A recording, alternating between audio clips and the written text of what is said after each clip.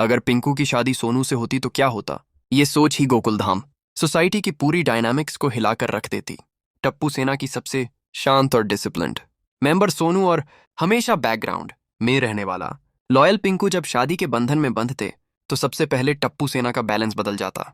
टप्पू जो हमेशा लीडर रहा है उसके लिए ये एक इमोशनल मोमेंट होता, क्योंकि सोनू सिर्फ उसकी बेस्ट फ्रेंड नहीं बल्कि टप्पू सेना की रीढ़ भी रही है।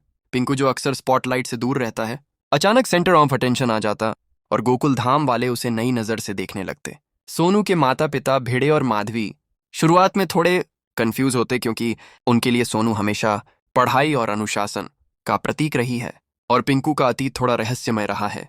लेकिन जैसे जैसे पिंकू अपनी जिम्मेदारी और मैच्योरिटी दिखाता है, भिड़े को एहसास होता है कि पिंकू सिर्फ टप्पू सेना का मेंबर नहीं बल्कि एक समझदार और वफादार इंसान है। भिड़े का लेक्चर मोड फुल ऑन होता, लेकिन इस बार उसमें गुस्सा कम और गाइडेंस ज्यादा होती है। माधवी सोनू को समझाती है कि जिंदगी सिर्फ नियमों से नहीं समझदारी से चलती है। गोकुल धाम सोसाइटी में ये शादी एक उदाहरण बन जाती है कि दोस्ती का रिश्ता कैसे भरोसे और सम्मान में बदल सकता है। जेठालाल इस पूरे सीन को देखकर पहले शॉक्ड होता है, फिर अपने टिपिकल अंदाज में बोलता है कि टप्पू सेना अब सच में बड़ी हो गई है। दया इमोशनल हो जाती है और कहती है कि सोनू और पिंकू की जोड़ी बिल्कुल संस्कारी और स्वीट है। चंपकलाल इस शादी को वैल्यूज और संस्कार का परफेक्ट एग्जाम्पल मानते हैं।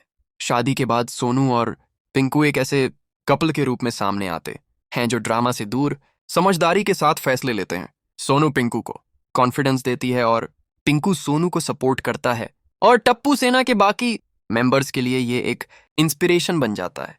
गोकुल धाम में हर फेस्टिवल हर फंक्शन में ये जोड़ी बिना ज्यादा दिखावे के सबका दिल जीत लेती है, और तब ऑडियंस को लगता है कि कभी कभी सबसे शांत किरदार ही सबसे बड़ा सरप्राइज देता है।